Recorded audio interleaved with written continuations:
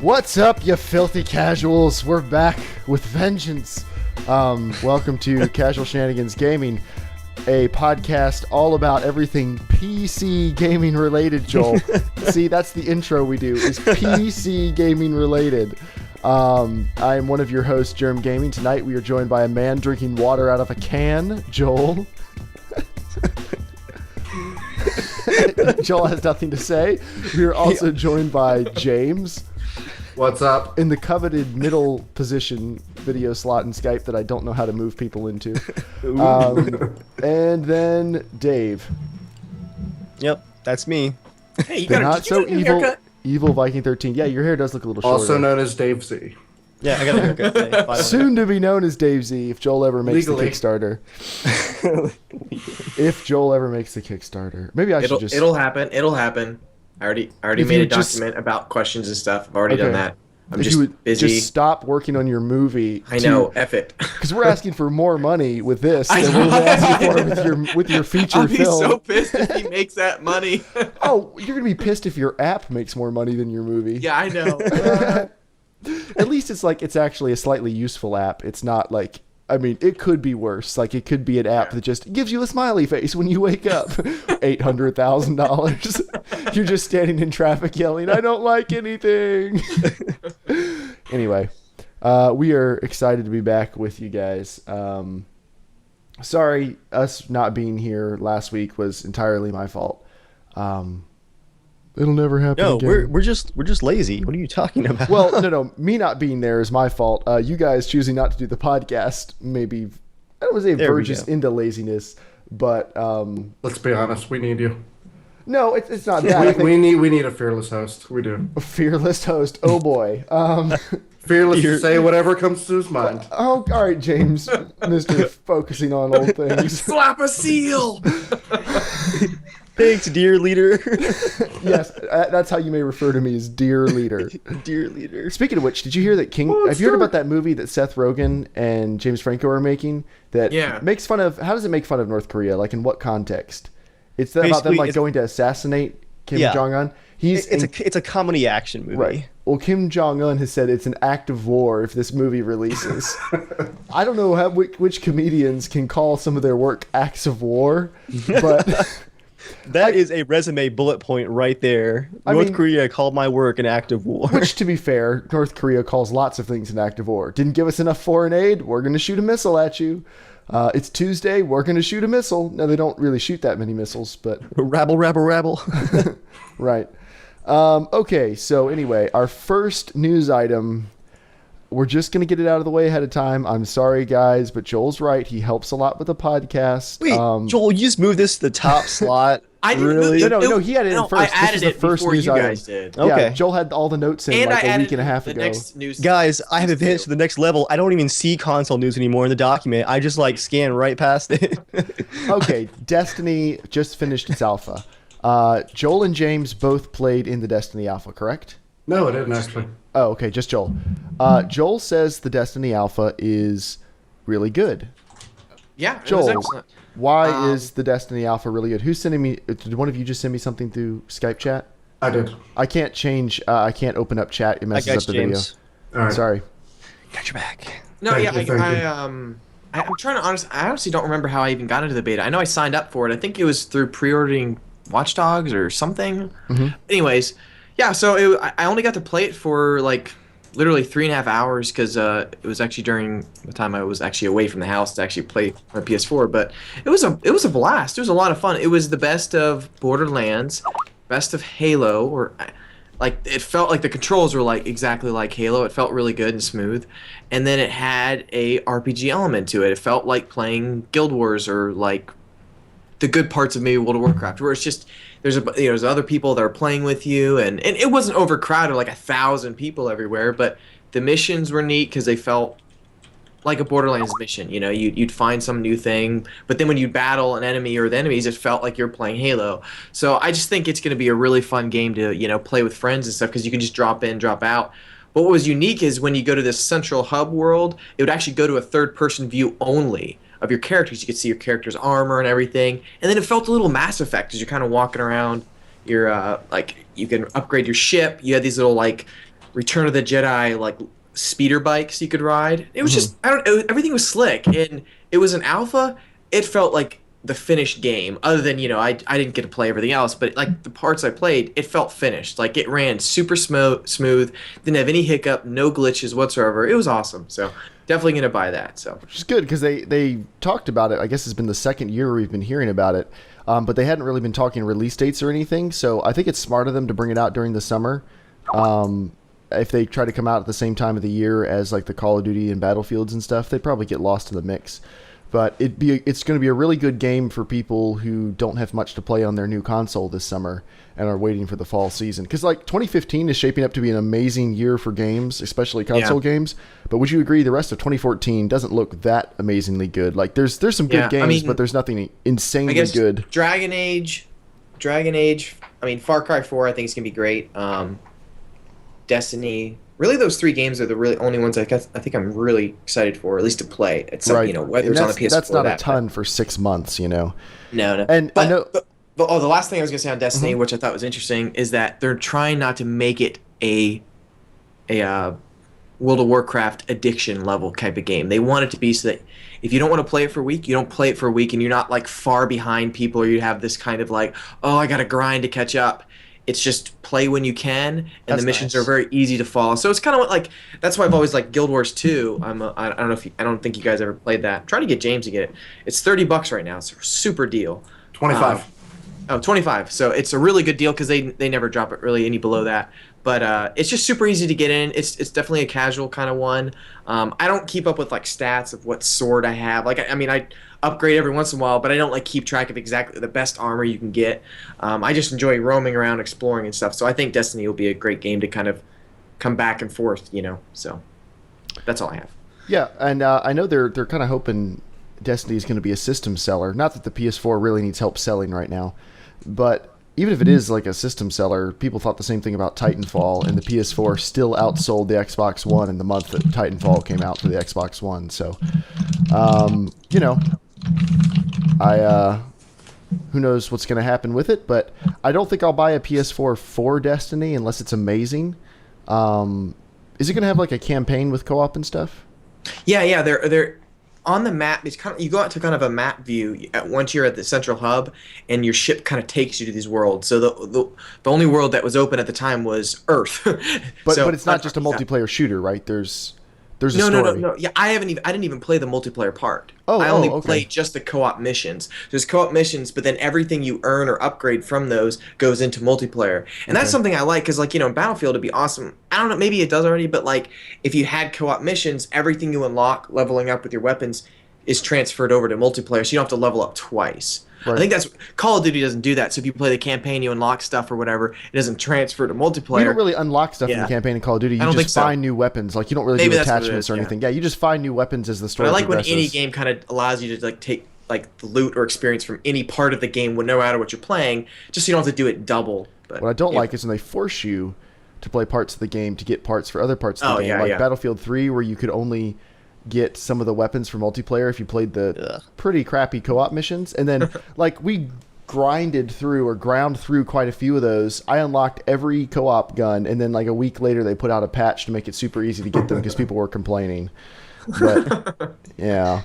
But yeah, we'll see. I don't know. I don't know if it'll get me to buy a PS4, but a lot of people who play it say it looks real fun, so time will tell. Okay, so the GeForce or the Nvidia 800 series is coming out this fall. Oh, I gotta close my ears here. Why? I can't hear this. No, there's nothing. Honestly, I don't think you'll be that tempted. Oh, really? Yeah. Continue, please. Well, some people More specs. Well, some people. I'm not going to just read off a bunch of specs. No, throw numbers at me. The easy version is. It's got better numbers, Dave. The easy, actually, some of them aren't, and that's what people are concerned about. The memory bandwidth is only 256-bit, I think. It's a smaller memory bandwidth. Theoretically, there will be more memory bandwidth, but it seems like they're cutting down a few features in an effort to make these things more power efficient. It's rumored that the GTX 880 will have 200 watts power consumption at like peak load, which is very good. They'll be very, very cheaper to produce, a little bit faster, lower power consumption. But some people are a little bit worried that because it looks like they're chopping down on like the memory bandwidth and stuff, that it may not end up being as good of a card overall, or not have as much potential for growth. But I think they're just running into the issue now. Like, I don't know. People don't think that these cards are going to run 4K super well, which is everyone who tells you to wait for 4K says, hey, wait for another generation or two of cards.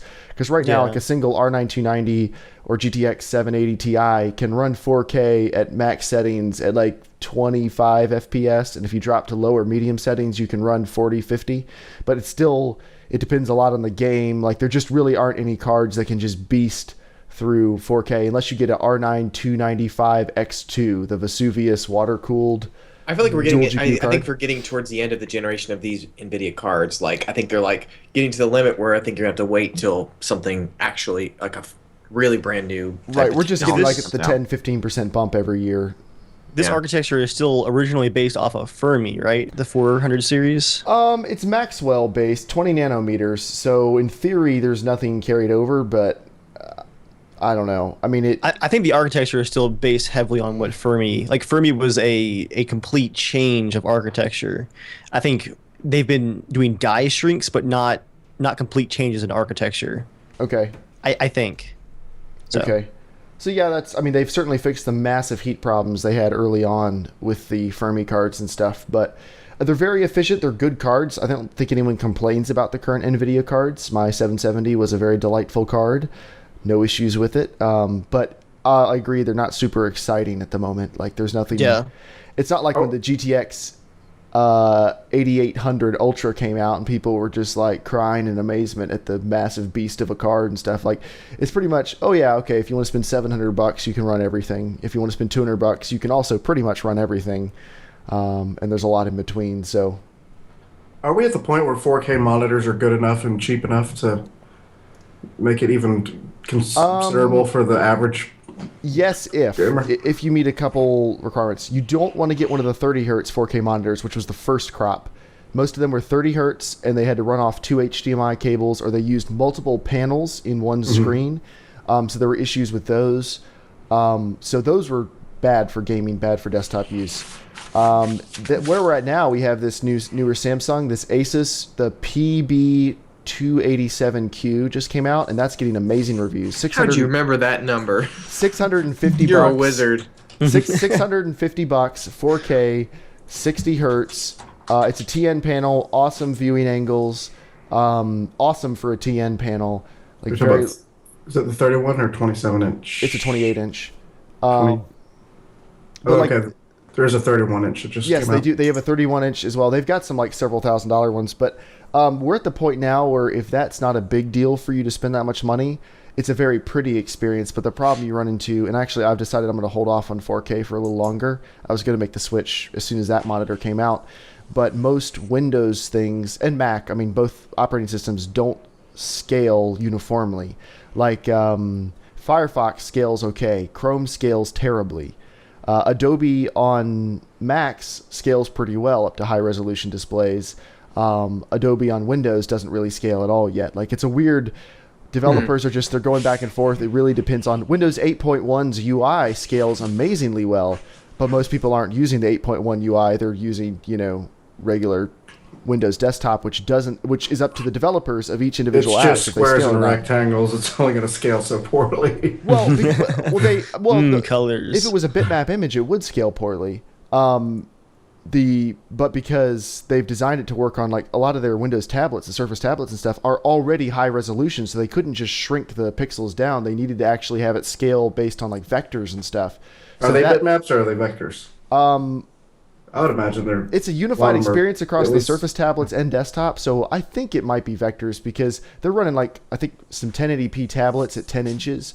The pixel density is so much higher than a desktop that they've got to be, either it's vector scaling or they're basing it off of vector scaling and converting to bitmap somewhere along the way. Well, I guess they have to convert to bitmap when it goes to the monitor, but I don't know. They've done a pretty good job of it. Yeah.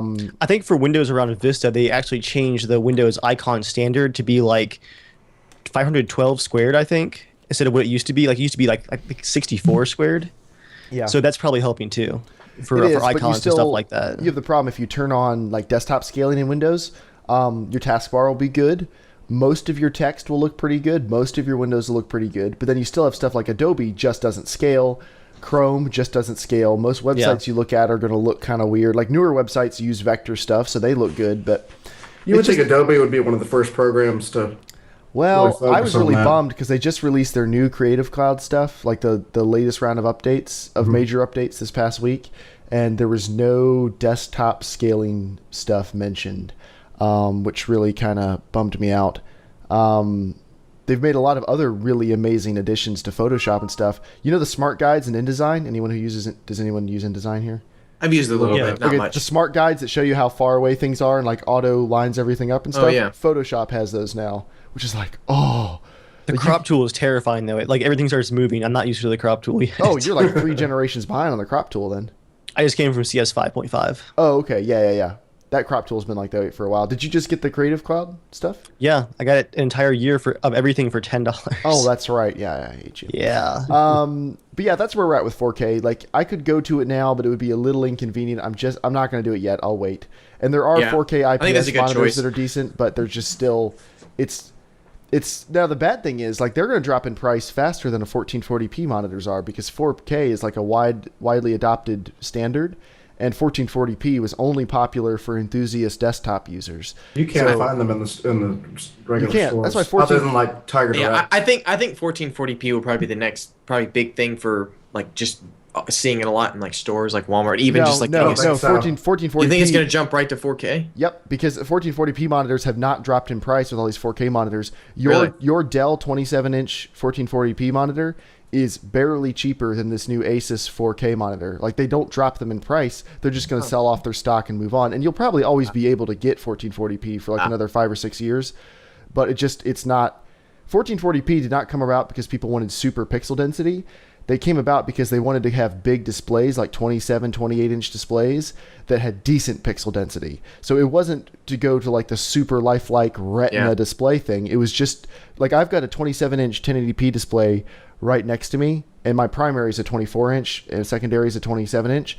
And at 1080p, gaming looks okay. Text and stuff, like it's a little bit of fuzzy. Like it's not perfect.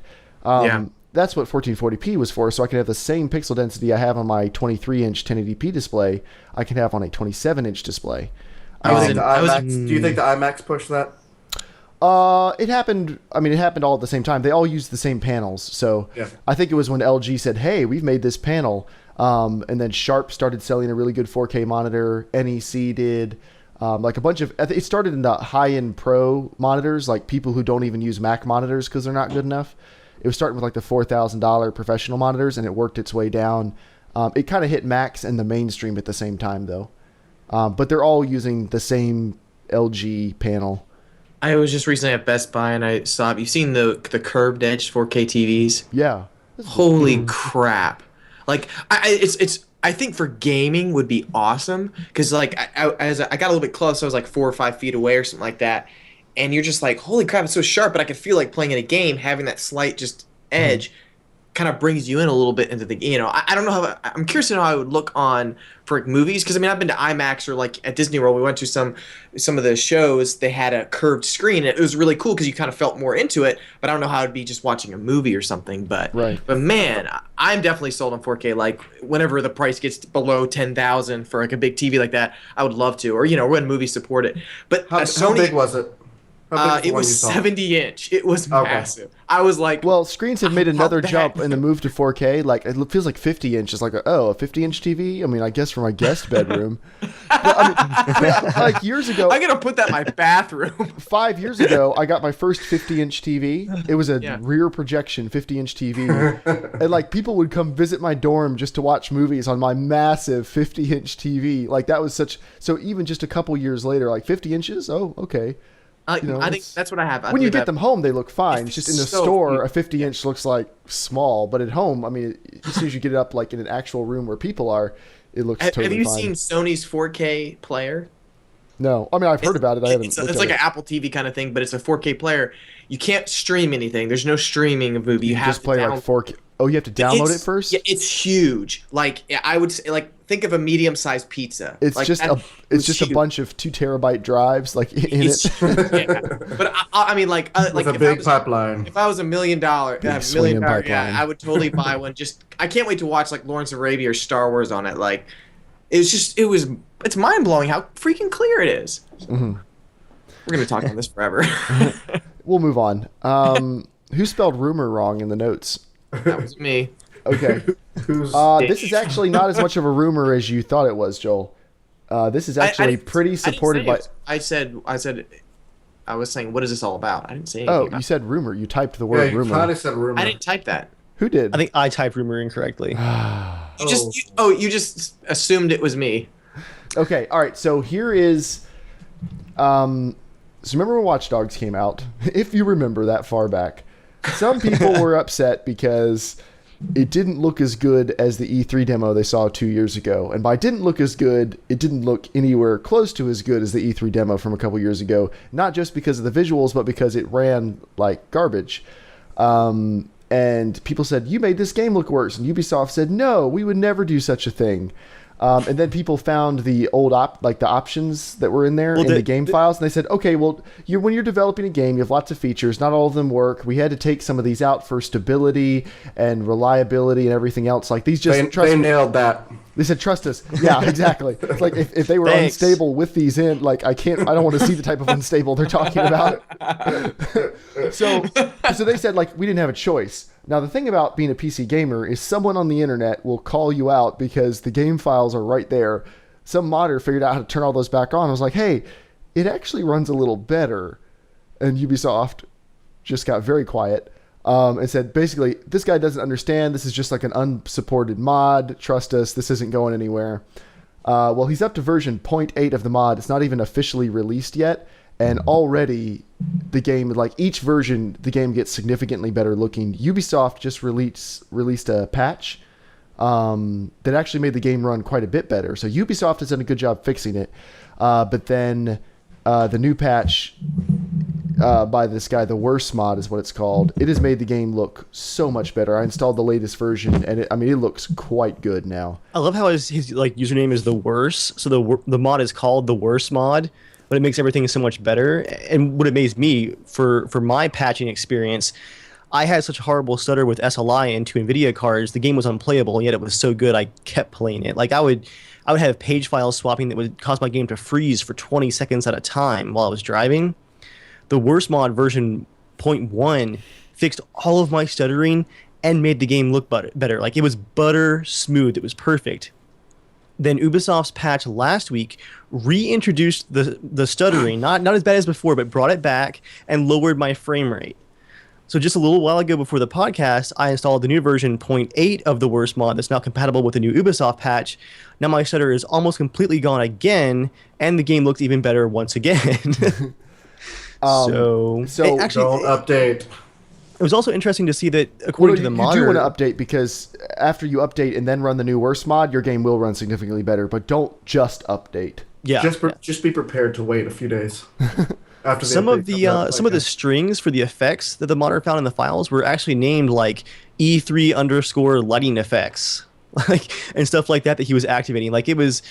I can kind of buy the thing what they were saying about might have been like compatibility issues or performance problems, but I think it was it's they had all to take there. stuff out to meet their deadline. I think that's what it was. They're like, guys, this game runs horribly, whatever reason. Take these out. Let's try to meet the deadline, which the game still ran horribly. But why this is a big deal for the Division is the conspiracy theory started pretty soon that maybe Ubisoft didn't downgrade this because of performance, because the evidence does not support that. Maybe they downgraded it so it would look closer to the console versions. Because the PC version did look a lot closer to the console versions. And Ubisoft said, no, that's ridiculous. We would never handicap one of our games, blah, blah, blah. Well, one of the developers of The Division got real honest recently. There's another Ubisoft game. He said, currently as it stands, there's definitely a lot of push coming from publishers to not make the experience so different on consoles as to alienate people into thinking that next generation is not as powerful as PC. Sorry, guys. We don't like reality. Right.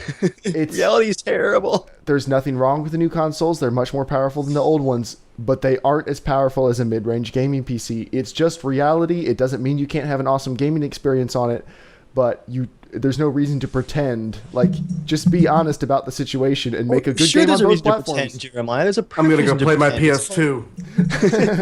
The reason to pretend is called profit.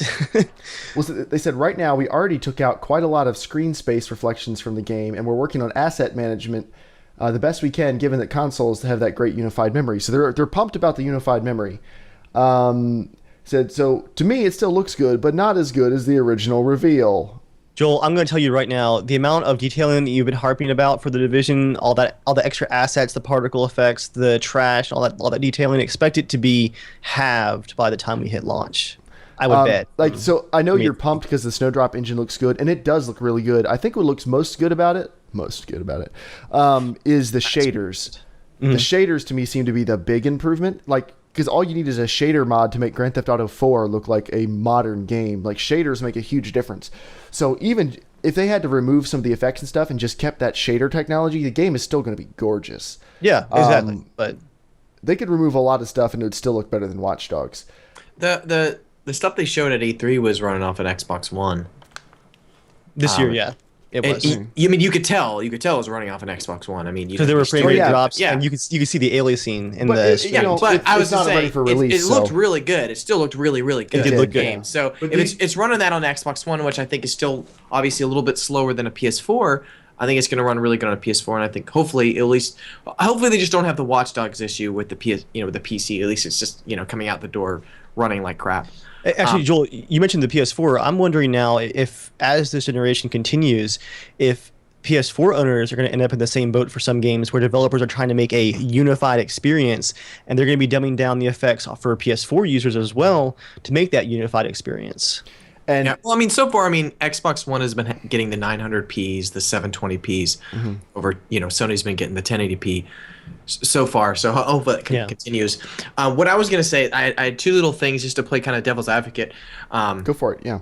Okay, imagine you guys are the developers, right? Okay, so you're not Ubisoft, but you're the team that's actually making Watch Dogs. Well, it's like right? Ubisoft Montreal. I mean, it is a Ubisoft studio. But yeah, I'm saying, it is Ubisoft. Whoever the top dogs are that are saying it goes out here, it goes out then. Like just how where we work at our publishing our arm. The publishing arm. We may develop the stuff, but the people that are saying coming down, breathing down our throats. We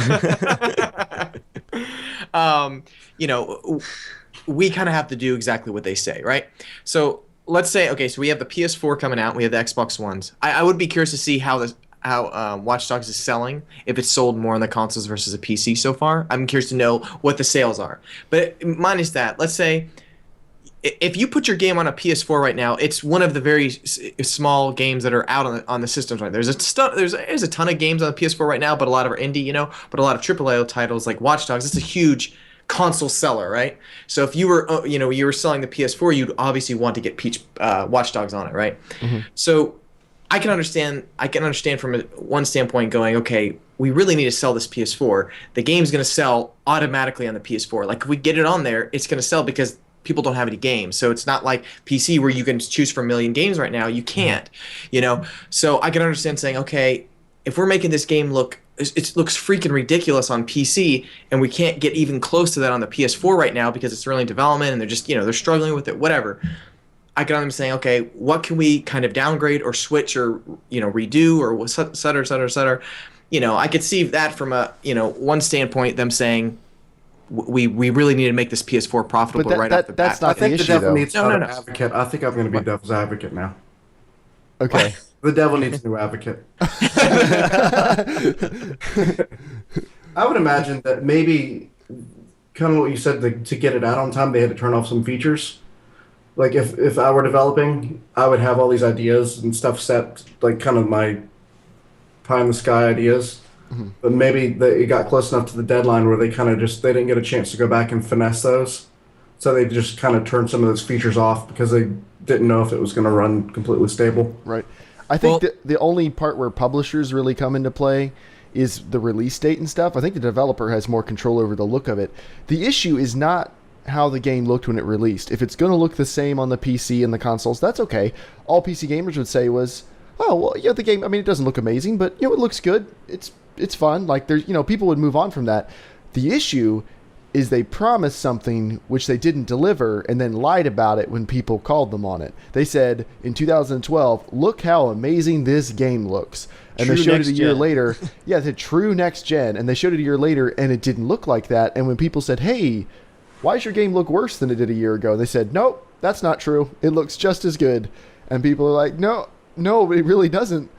we have eyes. If they it's easy to make a demo look amazing though, because you're only working with a limited amount of. And that's the problem, is they promised something they didn't deliver. That's the issue. And then they lied about it. That's the issue. It's not, I mean, again, I wouldn't have cared if they released it and it looked the same as the PS4 version.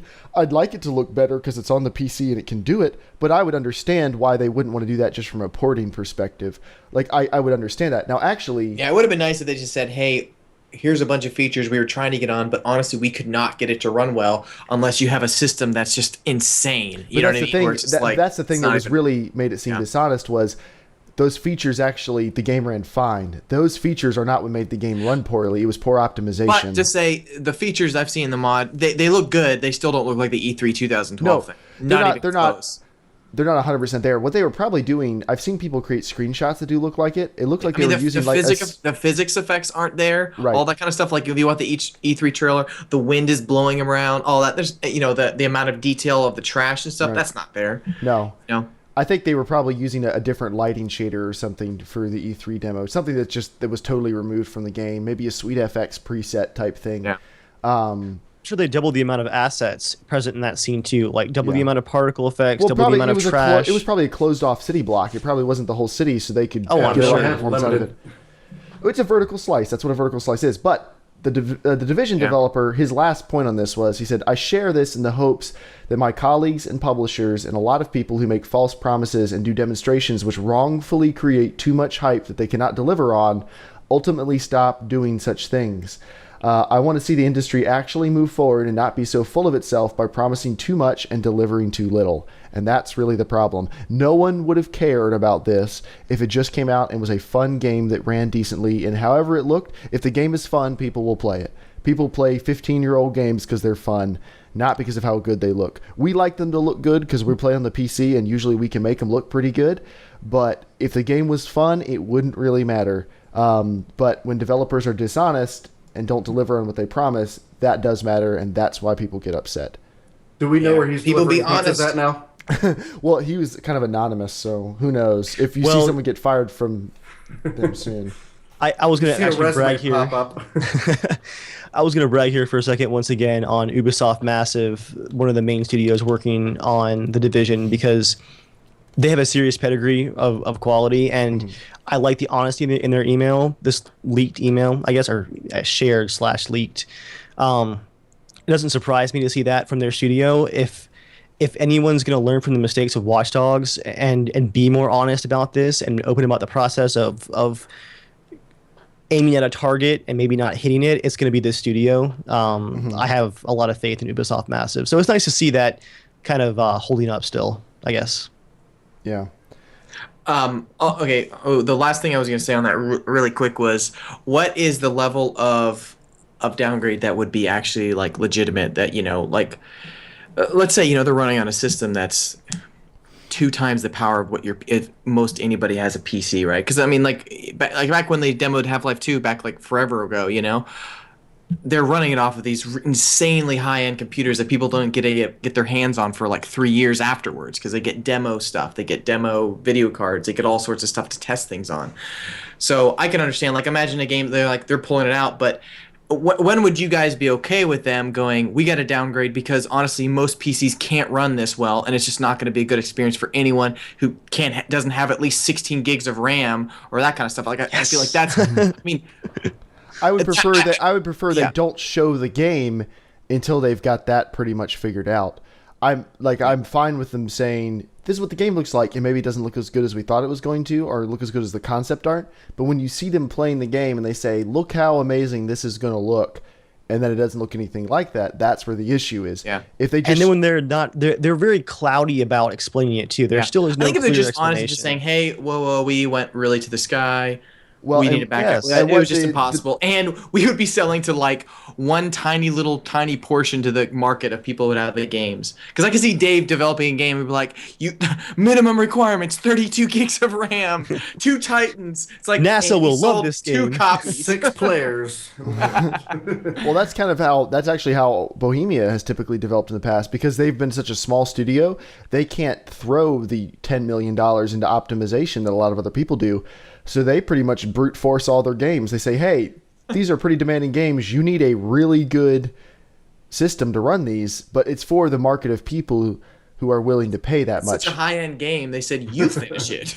Well, it's kind of like some of the higher end flight simulators. You have to have a stinking powerful computer to run these things, because And it doesn't look that amazing. It's it just, doesn't look that amazing. It's just for all the simulations and stuff. So but that's accurate. because if you are playing this thing, you care about this enough that you're okay with that. It's like, I mean, what would be a good example?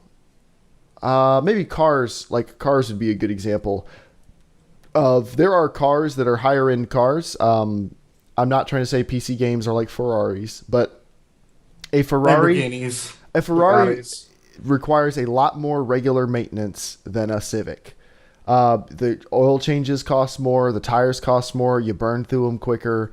I mean, even if you want to drop down from a Ferrari, a brand new BMW will require about $2,000 of maintenance every single year that you own it.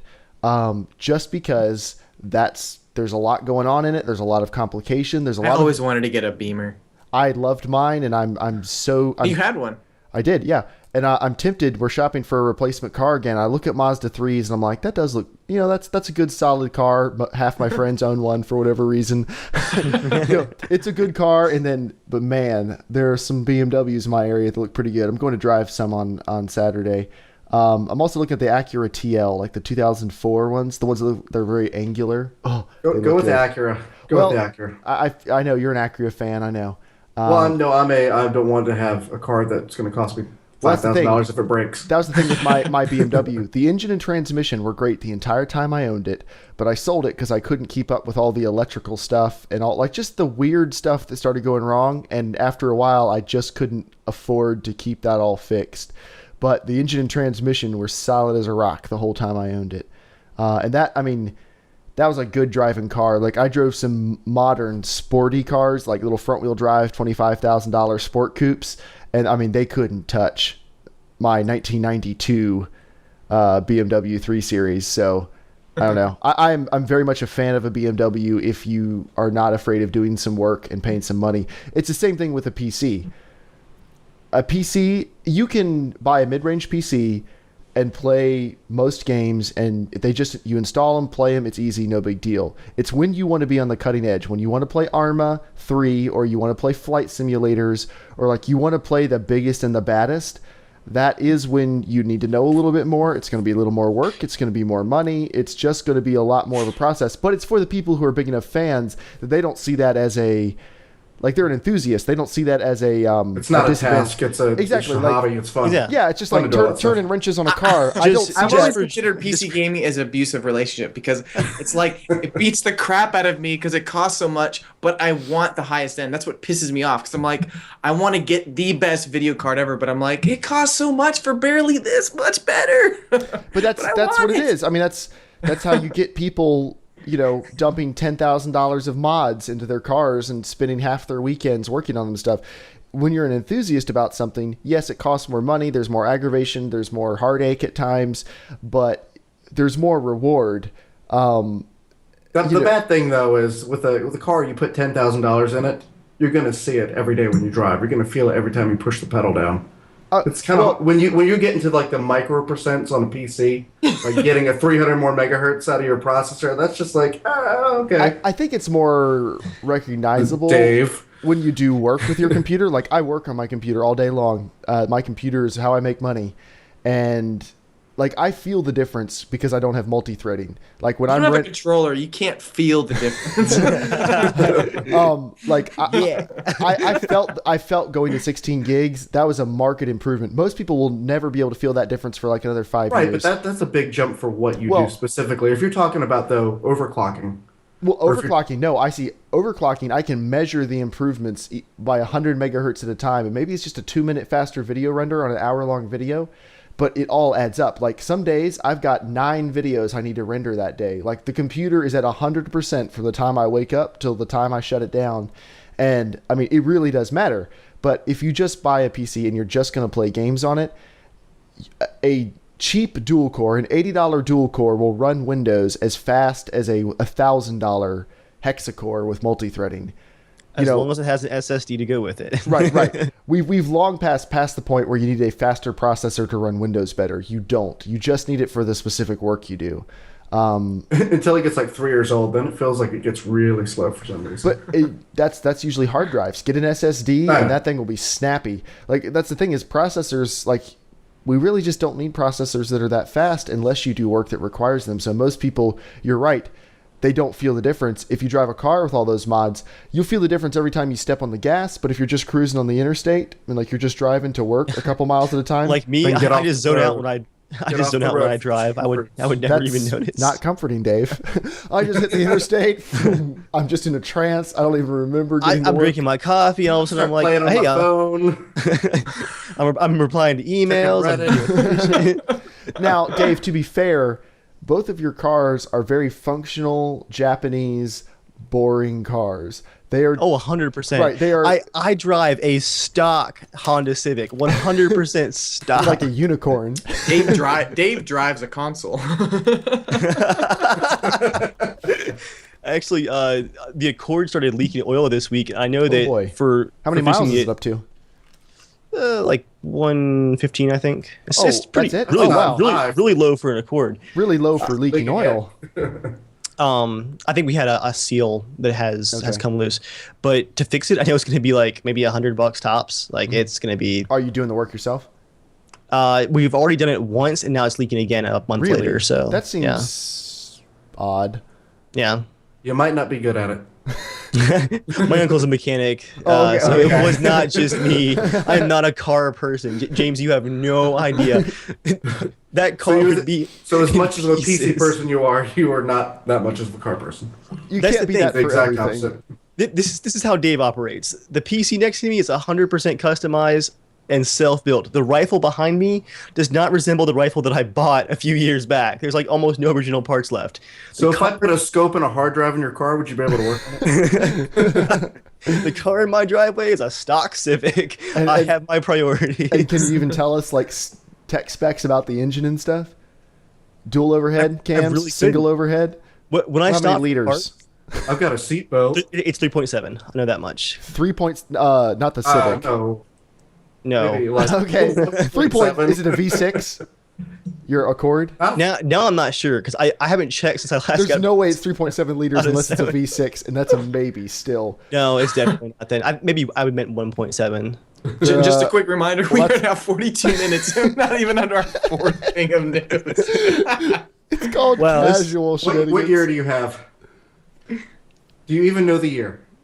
Oh yeah, I do. It's a 2001 LX. I mean, he has to pay the property taxes and stuff. Joel, not to blow your mind, but I have automatic locks and windows. Hey Joel, I don't know if this is true. You console peasant. Your car has AC, right?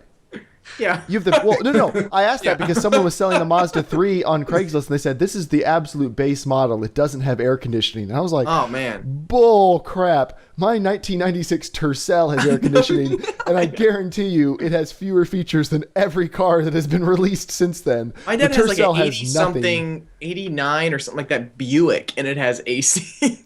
My grandparents had a 1979 Caddy that had power windows, power mirrors, power seats, AC. Like, you could get that stuff for a while. You could get that stuff in the late 80s. Yeah. Anyway. Is it 2.3, Dave? Does that sound familiar? 2.3 was a popular Honda size, I believe. No, I think it's actually a 1.3. It's a very small engine. No, it's not a 1.3. I mean, I said 1.7, not 1.3. Okay, maybe your Civic is 1.7, maybe. 2001 LX is 2.3. Okay. Displacement. Okay. Is that for the 4-cylinder? Yeah. Okay. But unless he's got the V6, which is a 3. I do You not have have V6. I Okay. know that much. Does it feel like it has any power? No. Okay, you have the 4-cylinder. Look, Jeremiah, I can go from 0 to 60 in less than a minute, okay? I will say, one of the fun parts about working on cards, I'm not that great of a mechanic, but my father-in-law is pretty good, so he teaches me. Like, I do all the maintenance on our cars, but with someone, like, telling me what to do, and guides from the internet. So I replaced the timing belt in our Subaru, which, if you don't know what that involves, you pretty much pull the front off the engine. It's like... It directly affects the cylinders, how the pistons move in the cylinders. You've got to get that right. It has to be exactly correct. And you have to pull, I had to like flush the radiator, remove the cooling fans, remove like everything off. And like when I was midway through that, there was a lot of fear of like, it felt like the first time I built a computer, I was like, I kind of know what I'm doing, but like, I'm not. Were you taking photos, like take a piece off, like photo? Like, I'm just not super confident that this is going to work out, but I need to drive home. And when it was all back together, it was like the first time I built a computer and it actually booted. I was like, wow, this is cool. And, you know, now, like, building a computer is no big deal. So you got your master and slave switches right and everything? On you know, what? you do like a hard drive. Oh, dude, that's so old. You don't do those anymore. Oh, I know. But Oh, when yeah, I when first, you when I built my move, first you move one, the jumper back and forth and stuff. yeah, when I built my first one, I mean, it was Yeah. still IDE. Yeah. Well, I mean, I remember Oh, I saying hated something that Master and crap. Slave. Yeah, I'm kind of happy where we are right now. Okay, but yeah, let's do some more news. How about that, guys? You want to do some more news? But cars, guys. Well, related. ARMA Oh, 3 segue. karting. ARMA 3 karting. It was an April Fool's joke they released. They said we're coming out with new DLC, which is like racing karts. And actually, like, it was just an April Fool's joke, but a decent number of people thought the idea was funny, and apparently they'd already kind of mocked up the assets. So they went ahead and released it for like $2.50 or something, like a super cheap $2. $2 even. super cheap karting DLC. And all the benefits, all the money was going to go Half the money. half the money. Sorry, was going to go for the Red Cross. Here, let me just take this one. Okay, go Dave. It's raised $50,000 for their country's Red Cross. No, that was all I had.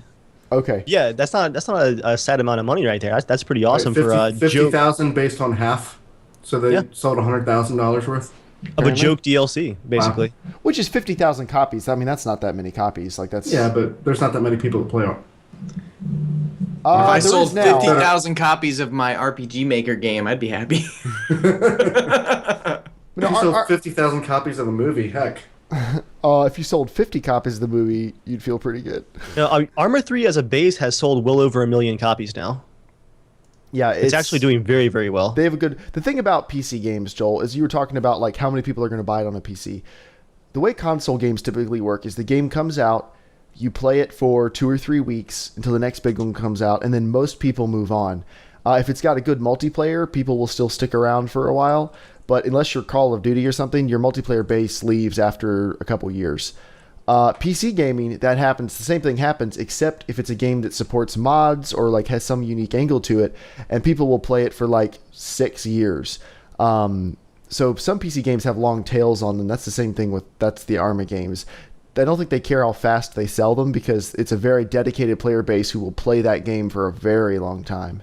It's a long-term play. This is not. I mean, this is not new news to me. I used to be on a professional Day of Defeat team. That Professional? was a yeah. You made money? Yeah, I actually did. I'm trying to How remember much you actually got with. paid a weekly check or something? Okay, Like one of our- professional. Did you? I mean, no, it was. I mean, like we played in some big tournaments. I mean, they weren't massive, but I would say like any group you play with that wasn't professional. I mean, you'd be screwed. Like, Right. no chance. I mean, we would play pretty much every single day. We knew every single map inside out. Every person in an exact position team. You could ask my buddy Sean. He played it on the same team as well. It was ridiculous. But we played one time an entire American team versus a German team, and they were the Germans in Day of Defeat. It was crazy. Because in between matches, they're like, knock, knock, knock. And you're just like, I'm like, I'll kill you. I'll kill you.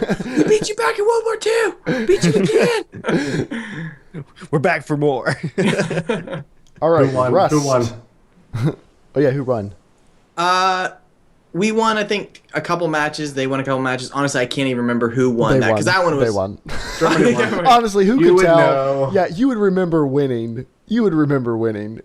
You brought shame to your country. No, we didn't play them in like a Taking big. us back. We didn't play them in a big match. We used to play them like consistently, like a couple times every couple months. It's all blurred together in So- Joel's old man mind. After the No. recent news of DayZ, not necessarily moving to a new engine, but they said their engine was going to be rewritten so well or so many times that it was pretty much going to be a new engine by the time DayZ is finished.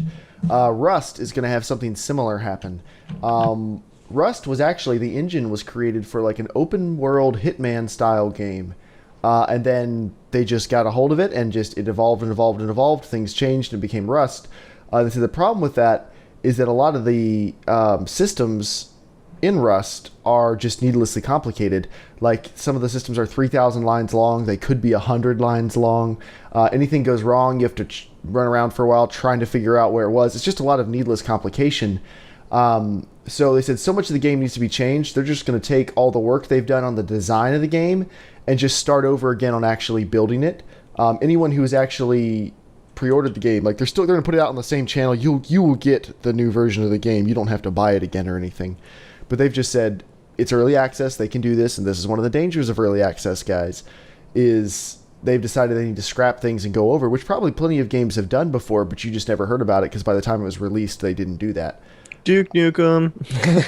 Well, that's a little Half-Life 3. That's a bit of an outlier. That's an extreme example right there. But I mean, there are plenty of other games that have had significant changes midway through development. You just weren't paying money to play them at that point. So, yeah. So if you like Rust, things should get a lot better. Same thing with DayZ. Like, there's good things in the future, supposedly. So, time will tell. Okay, this next one is kind of fun. After the success of Goat Simulator, now on Steam Greenlight is Rock Simulator. Remember that whole like console PC exclusive, Dave? You guys win. You guys win. We don't have that on console. Joel, at least we have the option, okay? A lot of it's done, but it's ours and we can play it. Yeah, Joel, maybe if a lot of you guys petition Sony and Microsoft for the permission to have the ability to buy Rock Simulator, they might think about it. Yeah. Maybe we should. Of course, we'll get the 480p version. Maybe we should be competing the 900. the Wii versus the PC for crappy exclusives. For shovelware. Yeah, that's true. Okay, so this is the official description. This simulator is a rock enthusiast dream. You can watch beautiful rocks in any location in the world. Developer Strange Panther Games states on the official Steam Greenlight page. From grass plains to salt flats, there are dozens of hand-designed, beautiful environments. It is currently ranked number 69 in the Greenlight rankings.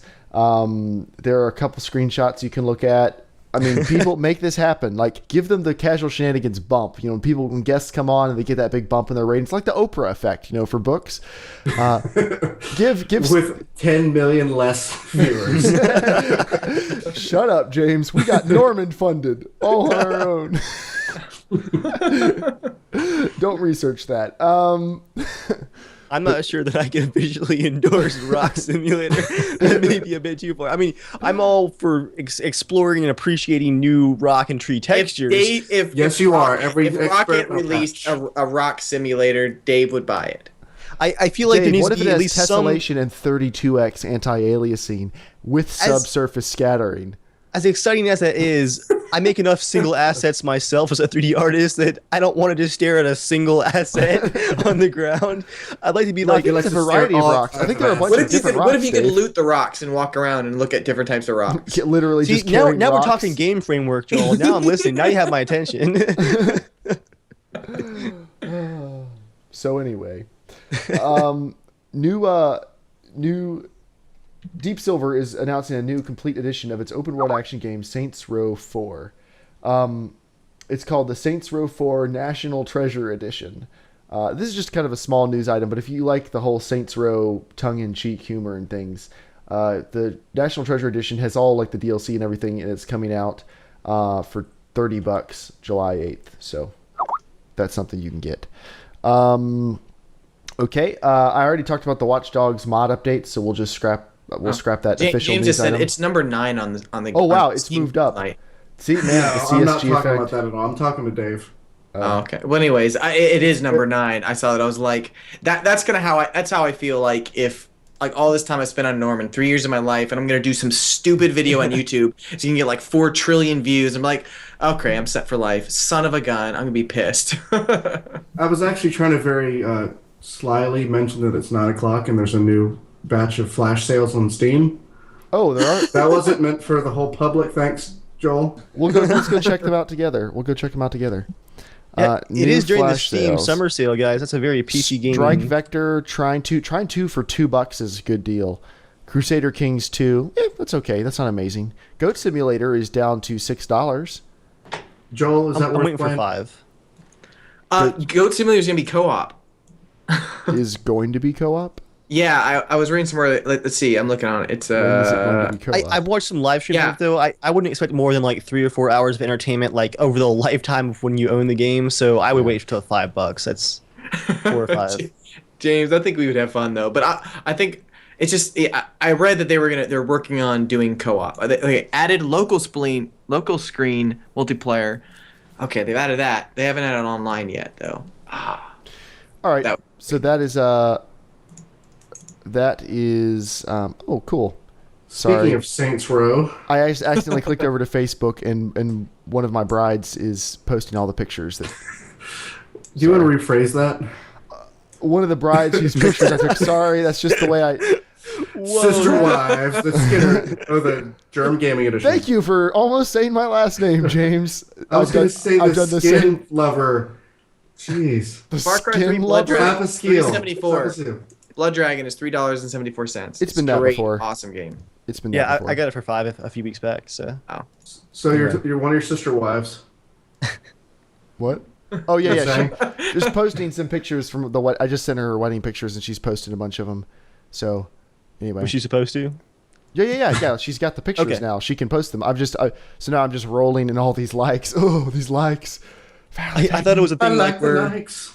where I like have like a 3D render of some new building or something, and I send it out as an idea. Like, here's a work in progress draft of the render, and then they build the building or whatever. Like, that wasn't finished. That is actually that's happened before. I have a bride who still has all the pictures up on her Facebook page from a 2012 wedding, and it has a watermark all over them. So I no longer do full-size watermarked images. I do tiny contact sheets where if you'd have to manually crop every picture, and Nice. they're like 200 pixels by 150. So yeah, I learned that lesson the hard way. Why don't you just start photoshopping yourself in the background going like this? Anyway, so now, guys, we are going to talk about the dangers of early access and kickstarting games, and the person. This is about Norman, isn't it? No. This is where it all comes apart. Bad news, guys. the person most qualified to talk about this particular story is unfortunately Dave. And I say unfortunately because it's a bummer that this happened because Dave was You've really been excited about this. scammed. But Dave is a little bit of an authority on this particular situation. So Dave, why don't you take us through the sad couple days you've had So many ups and downs, guys. after you bought the $2,000 masterpiece So many edition of ups this and game? No, I just threw money at it. Yeah, they would a mail few radiation genres. to me. It's real from the zone, guys. It shortens your life by 10 years. There's a few genres where I would definitely throw money at ahead of time. DayZ, I already have. I have a vertical slice of the game now, and I trust in the final product.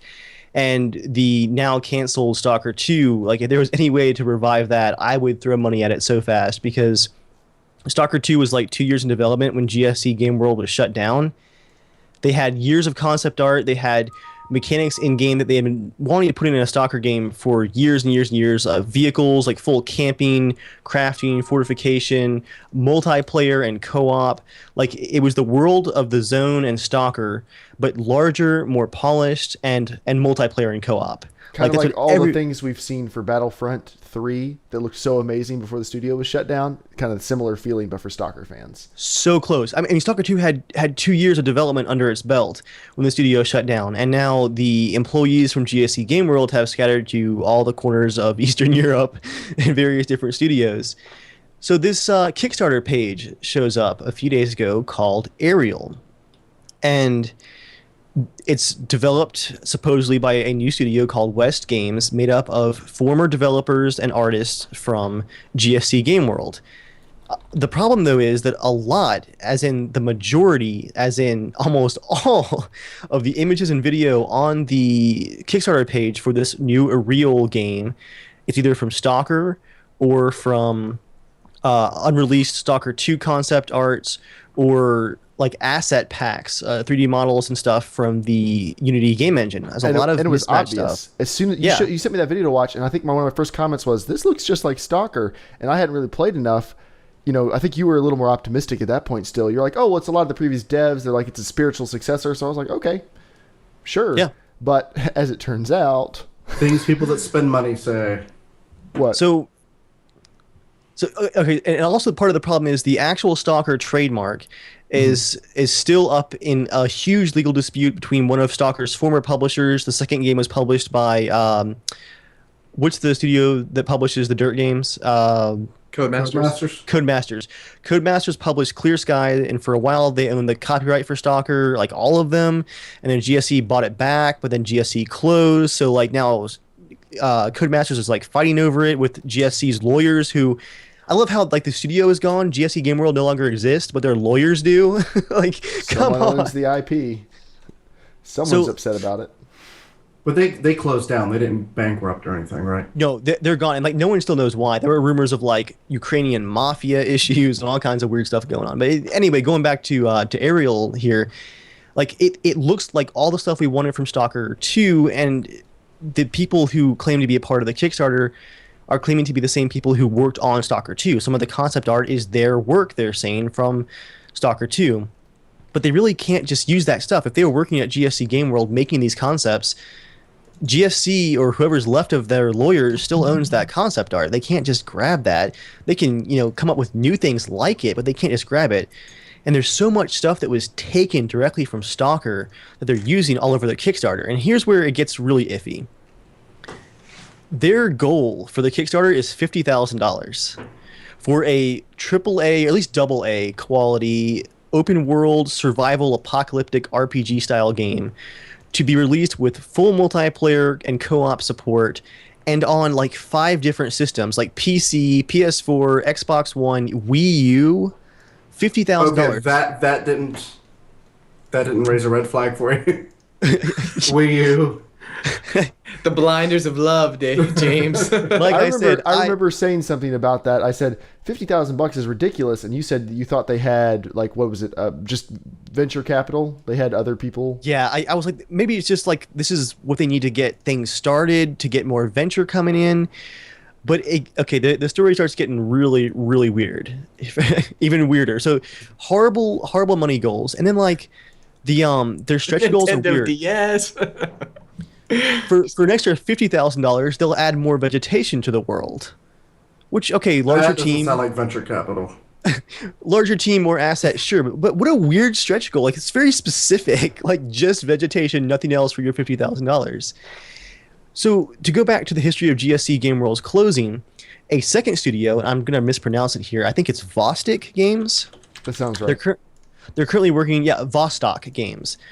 They actually are a legit studio made up of a bunch of people from GSC Game World and the team that did Metro 2033, who some of them came from Stalker 2. So a lot of these people that have experience with these post-apocalyptic Stalker-style games are working at Vostok Games now. They're working on Servarium, if I'm saying that right, a kind of multiplayer artifact gathering apocalyptic shooter-ish game. Well, one of their team members at Vostok Games posted a forum post that has since been removed that basically said, hey guys, we just saw this AREAL thing, this Kickstarter, and we don't know who these people are.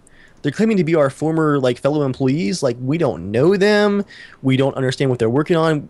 All this stuff belongs to Stalker. And they said, we've just notified GSC Game World's lawyers. Like, we don't know what's going on with these people. So there's a massive red flag right there, because Vostok Games is legit. They are actually, you can go to their LinkedIn pages and see their pedigree and their work history. They are from GSC Game World. So that's a pretty serious call out right there. So there's been a lot of accusations of copyright violations and just the fact that this might actually be a scam. if you actually sign up to give money right now, the Amazon payment page says you're going to give money to this guy in Las Vegas who has a website that's like 2 months old, who also had a Kickstarter for another RPG-ish game 2 months ago that failed, that also came out of nowhere. Well, right now they're at 31,913. It's still up? Yeah. Yes, it's still up for now. Ooh, that's a little close to 50. Yeah, I mean, So- and it's got 27 days to go. I'm pretty sure it'll make it in a few more days. Unless it gets shut down. If the news isn't spread or... Right. Yeah.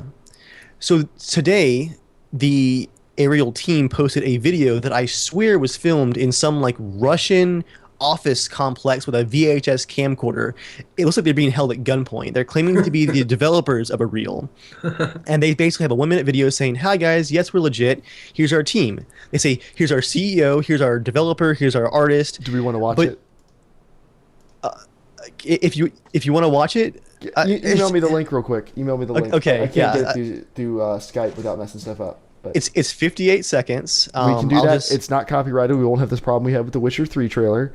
By the way, guys, we never try to intentionally break copyright. That was a total fluke. It was released to the public. We didn't think about it. We thought it was no big deal. Plenty of people were re-hosting the trailer. We didn't think it was going to be a problem. Yeah. But we're But sorry our about lawyers that. are on it, so we're good. All right, so the video link is sent to you guys' email if you bring it up right there. Mhm. And we'll just Yep, we're going to watch this. So I'm going to bring this up right now, and we will all take a Oh, look at it. wow. Okay, yeah, I got it ready. Oh my gosh. are we ready for this, guys? Yes. Yep. On your mark, Jeremiah.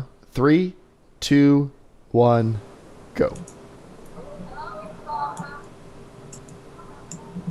To some of our team.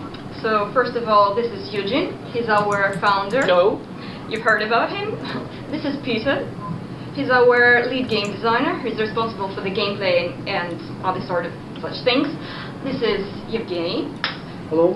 He's our concept art designer. He's responsible for the atmosphere in the game. We like it so far, and we hope you like it too. This is Yuri. He's our head technical designer. He's responsible for the CTO and technical issues of the art part of the AREAL. So please support us. Support our projects on the Kickstarter. Thank you. Wow. When they say, please support us on Kickstarter? On the Kickstarter, actually, they said. Okay, so can you guys tell like what was missing from that little introduction? Like, these Gameplay are just people footage? talking. Yeah, they're not showing anything. Like, I could say like, "Hey guys, I'm the CEO of Valve and I make video games because There's I have this wireless video." spice on the table. Come on. It's obviously legit. That one Asian guy did look a little scared. Yeah. Okay. So, I mean, maybe they're just not good at PR, and then they don't have anything to show That's yet. happened to other people, like Yeah. Rocket. There's a lot of ifs here, but so the interesting part is people did some digging, and it turns out that the woman from the video who's hosting looks a little bit familiar. This is her Russian actress page. She is an actress. She has a history of doing commercials and stuff like that. Now she does have some. Can you drop some- that in Twitch chat for people? Yeah, she has some experience with game development. I just got a but- virus from this link. No, I'm just kidding. Yeah, it's a .ru link, guys. Totally legit. And a couple of the other guys from the video also have like IMDb style pages. They're actors. They have acting experience. Now, some of them do have some game dev stuff as well, but it's all looking really, After that really video, I hope shady. they're not really well paid actors. What kind of camera were they using? I've never really acted much myself, but when it comes to the thespian arts, I think I could turn out a more convincing performance than that. So here's the summary of all this madness is there is still a chance that this is actually a legit project and they're just terrible at PR, terrible at explaining, they're terrible at stealing images for their Kickstarter page, they're terrible at showing what they're working on, and they're using stuff that they really shouldn't be until they make their own artwork and that kind of thing. It's a lot of ifs though, and they're also very, very poor at judging the cost to make a game. $50,000 is not going to make a game like this. It looks just incredibly sketchy. And it looks like a very calculated attempt to capitalize on Stalker's really just runaway success, especially in the US and Germany and Eastern Europe and Russia. The games are huge there, like 10 million sold, huge. So it's a really easy way to scam some money if that's what they're after. Yeah. I'm not going to support it. I want a game like this so badly, but I don't think this is it. And this is where it's kind of a cautionary tale. So when this first came out, I was kind of skeptical about it. I was never that big a fan of Stalker. There wasn't anything wrong with it. I just never was on the Stalker train, really. So I was asking Dave some of these questions like, don't you think $50,000 is a little small? And why does this game look just like Stalker? And Dave, you know I'm not picking on you at all. But this is the problem that we run into with Kickstarted games and Greenlight games and stuff.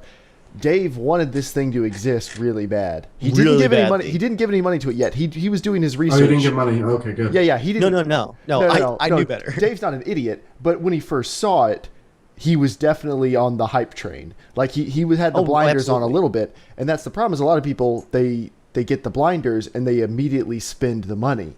Dave is a more calculated consumer. He doesn't, as far as I know, doesn't make any like impulse purchases. Just call me cheap and get it over with. No, you just don't. Anyone who's seen your computer knows cheap is not the right word. But once again, I drive a Civic. In certain areas of my life, the life, lack of siding on the back of your house might say you're cheap. His children are starving. His office is warm. The rest of the house is all freezing. It's from the GPUs, actually. You can't let the guns get too cold. But because of that, he was closer than the average person, but a little closer to giving money to this thing, which he probably would have been scammed out of. And if Dave was close to doing it, there's probably a whole lot of like 15-year-olds who maybe like Stalker or something who have been, $30-something thousand worth of people have been suckered out of their money. Now, again, this could turn out to be legit, but even if it is, I don't think there's any way this game ever comes out. Not like they're planning it to be. No, Absolutely definitely not. So this is really just supposed to be a cautionary tale. It can happen to anyone. Dave, who spends more time reading subreddits for games he likes than anyone I know.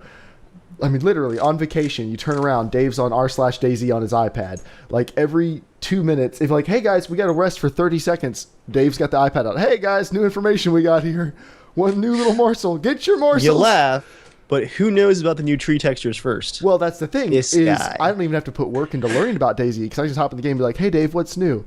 And Dave's like, oh, someone wants to know all the stuff I learned. Dun, dun, dun, dun, dun. I love how Dave goes like, oh, guys, you don't know. Like, it's like, oh, I got to tell everyone more about DayZ. He secretly loves that. He's like, I hope they don't know about it more because I just want to tell it again. Now, Joe, I think when he's fed up. You're so giddy. When he's really fed up, Joel, it's when you're like 8 months after your release, you're like, hey, guys, why can't I open up my inventory and can you eat sticks, or is that not a thing? And everyone's like, Joel, and they would say, Joel, of course you can't do that. Well, of course not. This is a stupid game. I don't even like playing it. So broken, I hate it. Can't even eat sticks. I'm gonna go eat sticks in the living room now. There was a great moment in that DayZ episode with James, actually, when his mic cut out. You were asking about food, James. So all the rest of us heard was like a broken English version of "can eat potato." Like, so curious. How do you know I wasn't talking about that? I honestly... Have you guys read these stretch goals? No. Yeah, so stupid. I haven't. Here. Don't drop it in Skype. Oh, you can't check there. Drop it in Steam or just read them to us. That's fine. Just read them to us. A few. The short version. All right. We'll start at the 100,000. A bunch of our friends that are experienced in the video game industry will join our team. Flora and fauna will have greater variation. For $200,000. So they'll go ahead and buy that CryEngine license so they can just do the auto-populate with vegetation? Yeah, pretty much. But their friends will be there too. They're all... That's like Joel saying, all my friends are going to help me with the movie. Yeah, because we're so qualified. Like, hey, I'm helping. You want me to hold this piece of cardboard? I can do that. $200,000, a city in the Americas will be added. $100,000 for an entire new environment? That is... Wait, hold on. It could be San Francisco, Mexico City, or some other city. What? Or it could be a game. It might not be anything. James, can you tell that the person writing that paragraph was like thinking about it as he was writing it? Like, what could this be? It could be any of these cities. Type. This will be a linear 8-hour addition to the main story, and will So feature a specific. protagonist. I'm gonna skip down to $1 million.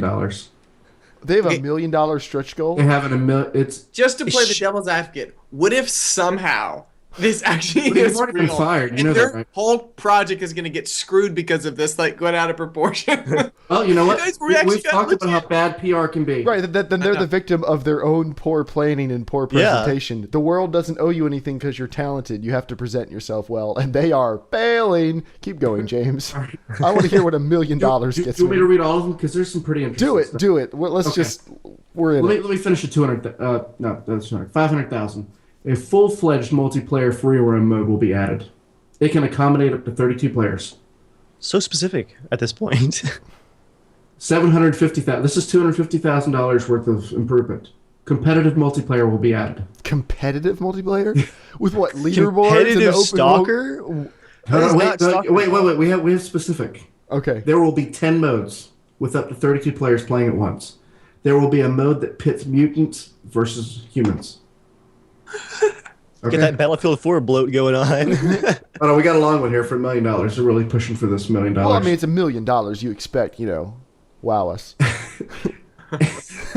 I'm gonna buy this. I'm buying it right now.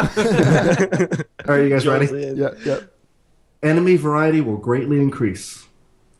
More you leads with that. Look, I can make 5 more character models for $100 for $1 million. You could buy it for like a 20th of that.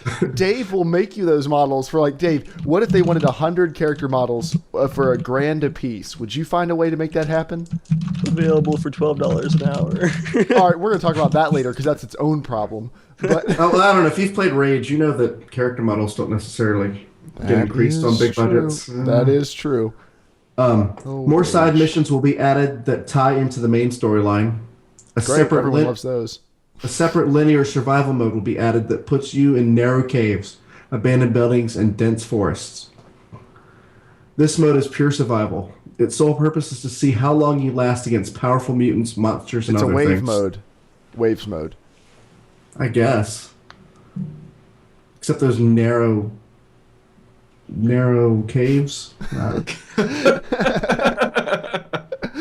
Well, This is gonna be interesting. It'd be interesting to see, what if it really is? someone on the ground watching the Hindenburg was like, guys, this is actually pretty Oh interesting. my gosh. One guy was setting up a camera going, yeah, this is going to be a good shot. That's what you're like, guys, this is going to be pretty interesting. Can I email you this link? Yes. Because you have to see what the graphics they use for the Well, it's like those guys rewards. who do All right, yeah, I'm gonna sending say it to all the here. casual shenanigans here. James, I'm looking here at the rewards. Besides being absolutely ridiculous, like if you buy the Epic Game Pack reward, you get to help design missions. You get to leave notes in game, for people to find, like as part of the environment. You get to name characters, like that. That could be some game breaking stuff. But all this artwork is stolen from Stalker. The guns, the character models, the tree models. Why is there a pine tree in this reward? I don't understand, but it's all from Stalker. You get to plant a specific tree at a location. That's they're Dave's selling, tree. They're selling trees. I don't know whether there's Do I like get a a pine plaque? tree. If I get a There's plaque, a pine tree in the about it. reward. Did you guys get the link? Yes. These don't even, all this concept art doesn't even look like it's from the same world. Why is this scantily clad woman perched on a tree branch while these blue wolves are underneath her on what looks like Pandora? Because it makes me want to play. That doesn't look anything like Chernobyl. Yeah. Just saying. Some of the Stalker 2 concept art had an idea, while there were areas of the zone that were totally like Stalker 1 through other 3 games, dark and gloomy. There would be areas where the vegetation just went wild, almost alien-like. And then apparently that picture is from a book written by one of these people that this game is now based off of. So he wrote a book based off of Stalker, which is based off of Roadside Picnic, the novel. And then this game is based off of that, so we're 4 levels deep now, and that's a cover image of the book. All right, can I read this paragraph underneath that picture? Yes, you can. AREAL features an innovative approach towards AI and virtual characters. The most important principle that governs the AI within AREAL is that an enemy's rank is dependent on its characteristics and behavior. Okay, that's fine. That's just like most other games.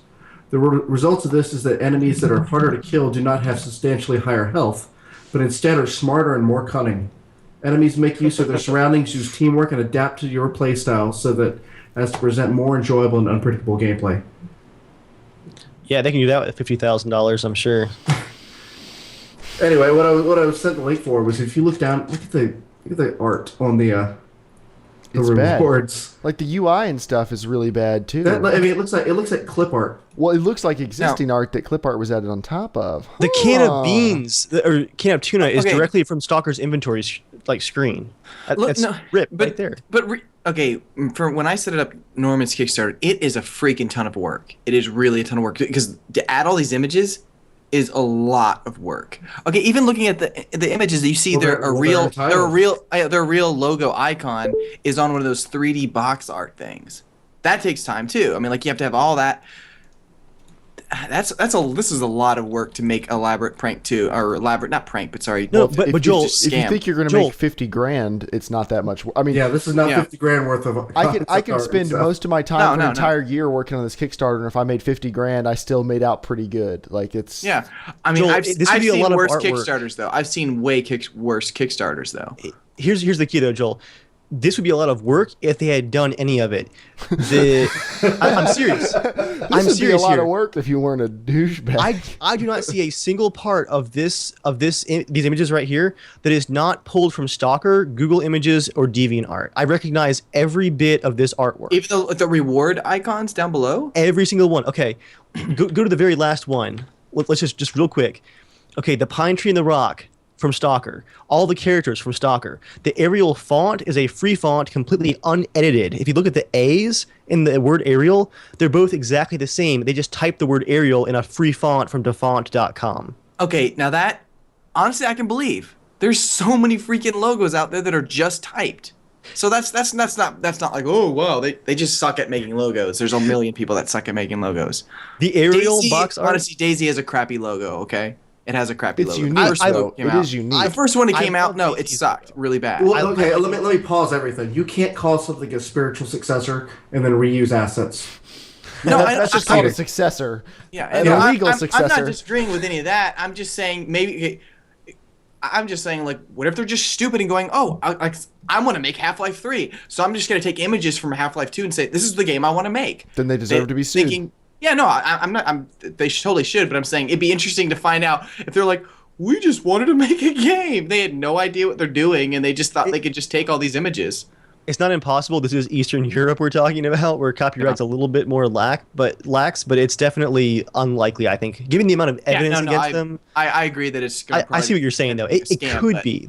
There's a slim possibility that these guys are From the just... stuff I've seen, it's not out of unreality that to see this crappy logo and all this stuff. I'm like, this happens. I mean, look through Kickstarter. Just look through regular Kickstarter. You haven't just browsed around. There's so much crap. That's honestly where I think half of the stuff, the reason why Norman did well, is too, has had decent graphics and every photo looked good. Except where you go in a lot of other stuff. All those other things that are on Kickstarter, Yeah. you can tell they're independent projects. Yeah. This is supposed to be a successor of something that was successful. Yeah. I mean, if you put a Kickstarter out that said that we're making the sequel to some, I don't know, pick a movie. Transformers. No. we could a Kickstarter enough sequel- money for that. Take Clockwork Orange or something. Okay. Just something that's just like long enough ago to where people have been somewhat removed from it, but it was so popular that people would love to see something in that same vein. Donnie Darko 2. If you want to go for a cult hit movie that wasn't really that great, but a lot of people would love to see another version of, and would give you money for Donnie Darko. They kind of had another movie, didn't they? Esther? Yeah, they have, I think, two more movies, 2 sequels. Okay. They didn't make it to the theater or nothing. They're not good. Okay. I think Anyway, it's- you get the point. Though the point is that it's when you look at Kickstarter and you see these indie films, you know that's just original content. You're not you have no expectations other than, oh, it looks like it might be good. I'll put money hoping that it's going to turn out good. Whereas this is, I know what the previous one's like. I'm expecting this. I'm expecting this product. Yeah. Honestly, I think to sum up all this madness, I hope that we get a DayZ style scenario out of this where other developers who could actually pull this off step back and go, whoa, people want this really, really badly. Let's quietly actually get to work on a real product that's like this. Because what they're offering, minus their dumb rewards, is exactly what I want. The concept art, their goals, I want it to be done by like a realistic team though. I want this game. This is not it though. Mm-hmm. That's that. That's that. I actually, Joel, I don't think we're going to get to your main topic this evening, just because I think we've just taken a lot longer on some of these discussions. But I think it's a good discussion to have, and I think actually this could function as the main topic tonight. That's really early access. The nature. Your topic is good, and we will certainly get to it. Are you okay with bumping it back a week, though? That's fine. I'm gonna cry. It's a good gonna topic. cry? He is he's shooting daggers with his eyes I right now. specifically joined because it was about. What we could do is we could end this podcast and start a casual conversation real quick and do that. Oh, we could actually. Let's do that. Yeah, let's do that. That's true. We do have James, whose expertise is needed for this point. Him and Dave need to be here. But Let's hug in unity, Dave. Bring it in, James. Don't take Bring it in. Bring it in right here. Right here. but as we wrap it down, we do have a listener question. I replied to this one when it came in with email, just because it came in like right after our last podcast and we were going to be out for 2 weeks. So, hey guys, first I love the podcast. Oh wait, sorry.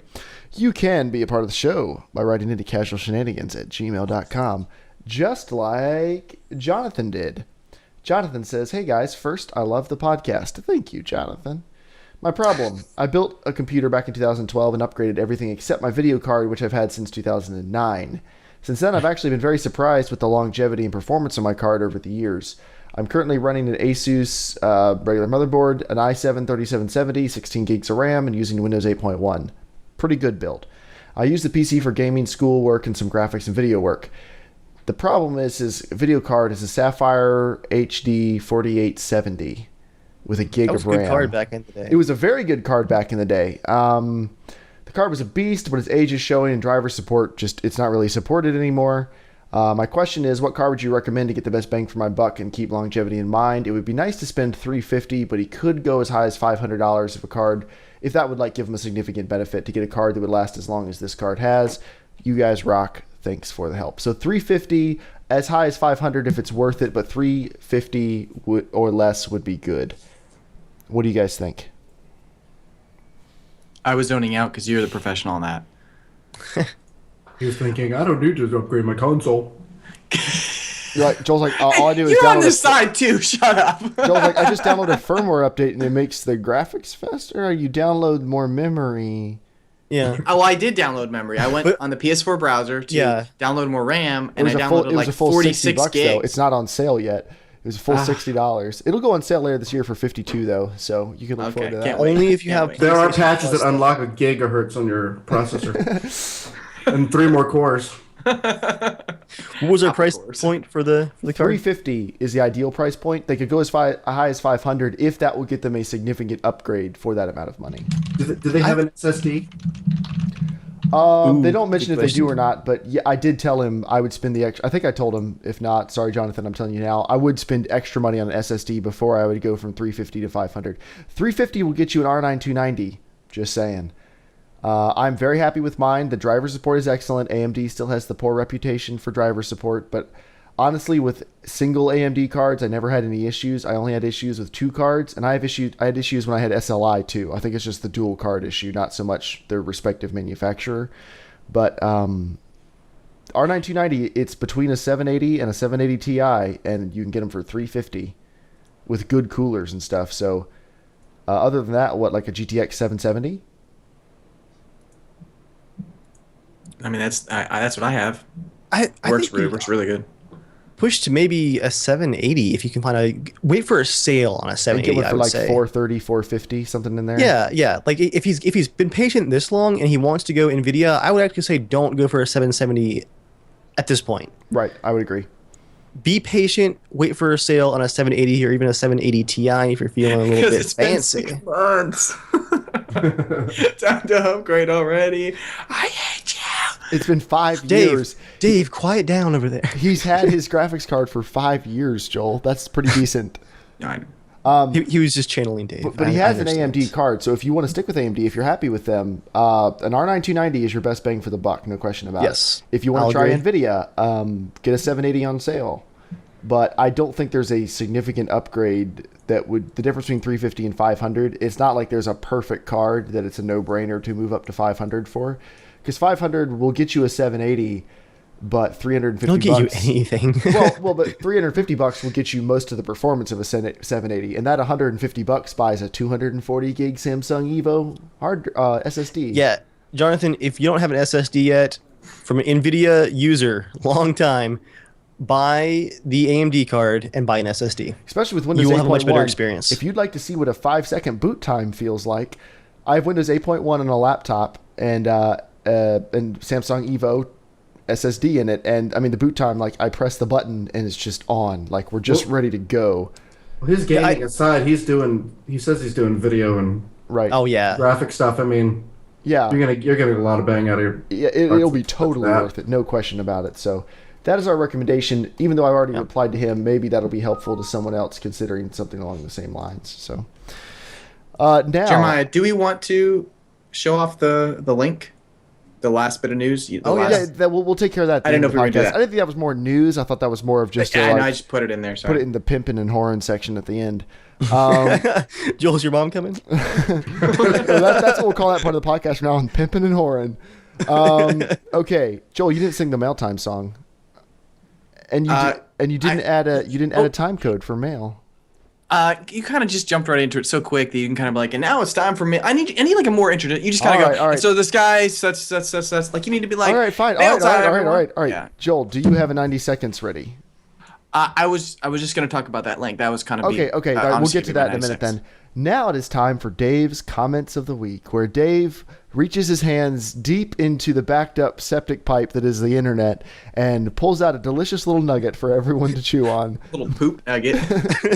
That was the implication, Joel. Thank you for lowering our humor. Joel. Thank you for explaining, Joel. I was lost there. For everyone who doesn't get the poop joke. Joel's got your back. Got your backside. How's that sparkling water? Speaking of reaching the pipe. I'm going to go cry by Norman Cash. Actually, speaking of Joel's backside, we have our first comment of the week. That was actually a really great segue. I'm going to share. You better his name say here. it full. Don't. Oh no, I am. This is fantastic. I laughed out loud when I read this. If you guys haven't seen what keeps happening to Joel in the rare occasions that he plays DayZ, go back and watch our DayZ videos. Joel is a magnet for the interesting characters that roam Chernarus. Let's say people who are willing to trade your life for sexual favors. or maybe just sexual favors and then kill you anyway. And usually they have sexual favors. That's the takeaway. There also seems to be a trend of some very, very southern accents that go along with this. But comment of the week comes from Kanan348 on our latest DayZ video. And he says, Joel's sweet ass attracts redneck rapists. Which is actually a fact, I think, at this point. You should go into Walmart with him. It doesn't help that Joel pretty much doesn't need any excuse to take his pants off. He's like, all right, guys, let's go. Let's do it. That last time we were playing, I was just waiting for you guys on the building. As soon as you see me, I was going to be like, what's that? You see clothes and then whoop, naked. That's actually... You're like, put away your gun. Okay, I'll take my pants off. I'm that guy in like those Michael Bay movies where the guy's like, no, dude, man, I gotta do it. And, like runs out and gunfire is like naked, like streaky, and they get shot in the butt. You know, like I've never seen that in a Michael Bay movie. It's all in Joel's mind. It happens a lot of like war movies porn. And stuff. What? In war movies, some dude runs out naked to get shot. Joel, what movies are you talking about? Okay. Well, I guess it's not completely naked, but like in Band of Brothers, you know, when he like goes runs to get the gun, like it's just the stupidest thing. Like he goes to get the German pistol. Okay. Like he doesn't need to, so he runs out just like I gotta do it because it's like a bet, you know. Right. Like risks his life for a bet. He was naked in my mind. Dave, are you gonna read the next one? I'm not gonna read it as it was written. Joel, would you like to read it as it's written? Wait, is Joel? Do you want me to do this? Are you editing this, Skinner? Jeremiah Jeremiah, are you gonna edit this later? Because I think we need to. If we read it live, I don't think we should read it Oh, live. wait. I got an idea. When he gets to the part, you make the special noise that you make. All right, I'll make the noise, but Joel, you have to cut out, otherwise people will still hear it. Yeah. Okay, all right. You can mouth it. This though. was left on the DayZ Epoch video, and this is in regards to when I stole a gentleman's chopper, and then I was landing it in a field, but I was on purpose taking a really long time and maneuvering back and forth while Dave was getting set up to take a shot at the guy. So there was a lot of back and forth where I was trying to hover just right without making it seem like I was setting this dude up to be shot. As a result, we could say that the chopper flying wasn't fantastic. Let's just put it that way. But it was intentional. It was neighbor. Joel level, basically. But anyway, so Joel, what did Jordan have to say about that? Well, he was pretty angry. Read it And slow. He And said, spelling errors too. Read the spelling errors. It makes it even better. Okay, what's it? Okay. Yeah, Joel, did you correct his grammar? No, correct- I thought you just typed it out really quick, so I didn't know. no. Let me go. I have a copy of it here. That's it. We've done too much setup. We've done No, too much no, setup. don't. Okay, The go. people No, need it. The people wait. deserve it. Wait, All because right, Joel all right. Joel screwed it all up. Okay, now I have to know. Are you near neighbors now? Me? You didn't have neighbors before. I have neighbors. Oh, I have neighbors. Okay, they're I gonna live enjoy in an this. apartment building. They're gonna enjoy this. Are you guys ready? Yeah. You need to warm up or anything? Oh, yeah, hold on. All right, okay. Okay. Learn to fly a chopper, you Nick. Can we get someone more competent to do You this? skipped a word. All right, it's learn to I was about to effing say the fly whole a thing. chopper. Imagine this last word. You'll know what word he said. Learn to effing fly a chopper. Use stupid ninja. And let's just pretend like instead of saying ninja, he said something else. Insert racial slur here. Which is definitely the first time someone has ever called me the N-word. I don't know if I'm upset about it. It almost feels like a mark of pride. I'm Usually they call- somebody's, Usually they call you the M word. the M-word. Monster. Oh, you jerks. Thanks for running that segment. I know we always rag really excited about on hearing how noise. tall Jeremiah is. Like I know we always rag on that, but have you seen his abnormally large hands? Like they're freaking huge. What? No, they're Like not. who has giant hands like that? Like he has to get a big keyboard to fit it. He's like he can't do My controller with the keyboard- my keyboard WASD keys. is He uses smaller. the biggest. Yeah, it looks regular size on your camera because of your lens. I do have big-ish hands. Can you palm like several basketballs? No, I'm very white. I can't even hold a basketball with two hands properly. Anyway. You want a monster? I'll give you a monster. Give me a couple years. I'll get back to you. All right, since Joel ruined the segment, can you give us a noise? Just The people deserve it.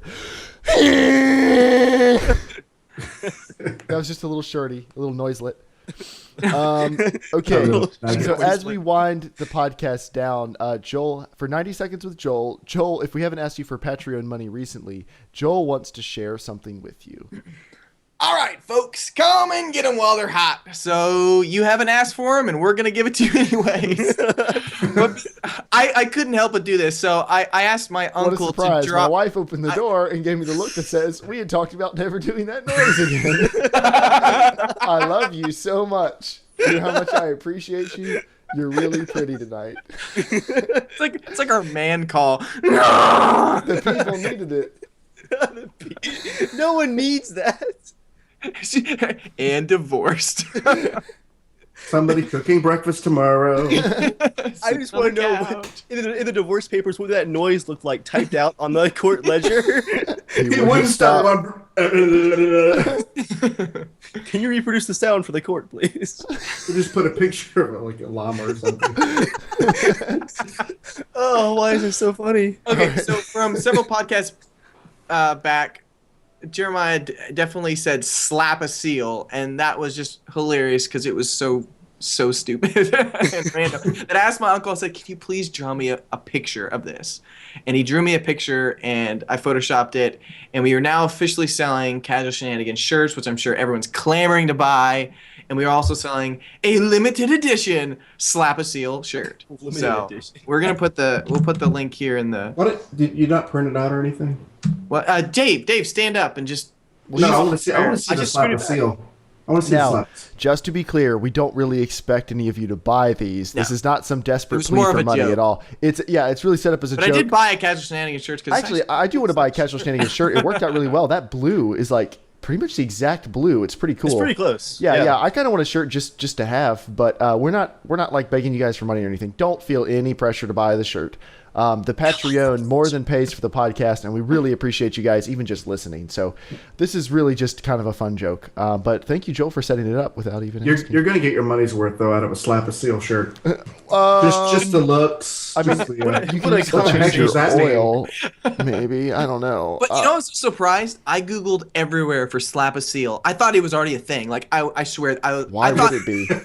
I, It's I, one I, step You above said it seal like- clubbing. You said it like it made sense for his country. No, The no, Netherlands. that's the Guys, just the phrase "slap a seal" just sounds like some kind of internet meme. Like it did already sounds like. So surprised no one had that. So Slap a Seal is just Jeremiah showing the classic American stereotype of knowing nothing about geography. Norway, seals, slapping, violence, domestic violence, seals, slap a seal. I mean, I've told you guys that I thought New Zealand was in Europe, right?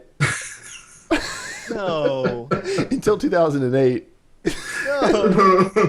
You were well into your adulthood. No, I was 18. Yeah, you were. I was 18. It's got really judgmental and quiet there. Because Lord of the Rings looked like Ireland, and that was basically as far as that thought process went. Those mountains look like Ireland. Okay, the green. There's a lot of grass. I'm that country is great. I'm sorry. Shame. I'm not any better than you though. I wouldn't be able to tell you.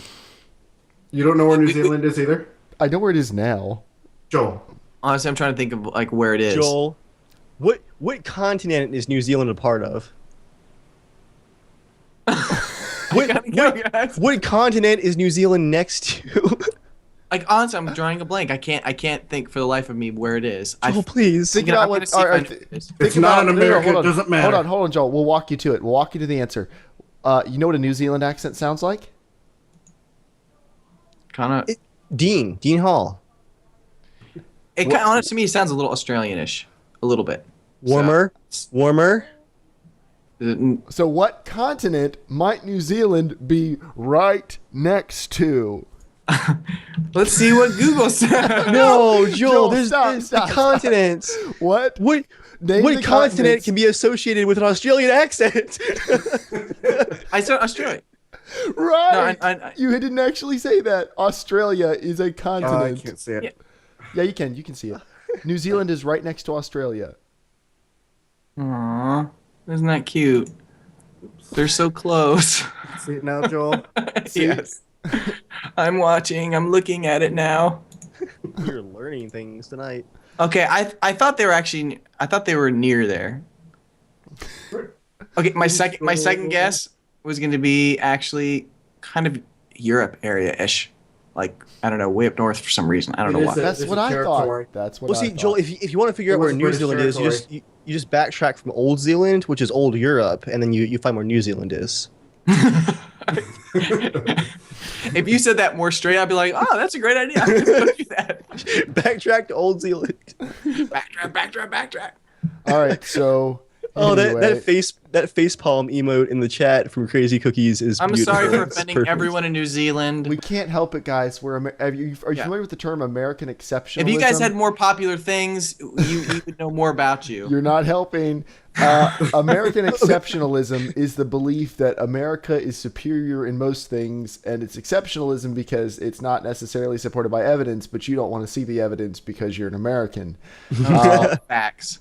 So we can't help it some of the times. We don't know what we don't know. That's the issue. Like, it's ignorance. It's not... Sometimes it's willful ignorance. In our case, it really was just ignorance. We just didn't know. I'm just pissed that they don't share Lord of the Rings with us. They only let us see their movies. I want to go there. That's actually that's one of my that's definitely You want a to trip go I on the wanna- Lord of the Rings tour? I would love to. Yeah, it'd be a lot of fun. I would Just geek because it's out. freaking beautiful. So Yeah. You know the castles aren't really there, right? The lanky soldier raises a good point. He says, we play football with our hands. What's up with that? Yeah, You I do think make a good point. I freaking hate football. Okay. Which one? Like American crap. So, Redskins that's team? the podcast. Thank you, everyone, for coming out. You can write into the show at casualshenanigans@gmail.com. We've broken him. That extra geography knowledge just pushed everything else out of his mind. Tweet at casualshenaniga. To be a part of the show, tweet at JERMgaming, at Evil Viking. Find us on YouTube and everything. And we appreciate you guys very much. Thank you for watching. Thank you for listening. As always, if you'd like to, you can support us on Patreon, or you can leave us an iTunes review. Those are also super fantastic. And with that, we will see you guys next week. So, James, what should everybody do? Oh, wait. Pause. I felt like that was going to be a good exit, and then I messed it up. In a couple minutes, maybe like 20 minutes, we're going to stream Payday 2, because that was a lot of fun last time. And a lot of people enjoyed it. So if you want to stick around... If you want to hear James and Joel scream at each other... If you want to hear James scream, "Are you a retard?" as loud as you can at Joel... you may want to stick around. But with that... Stay casual.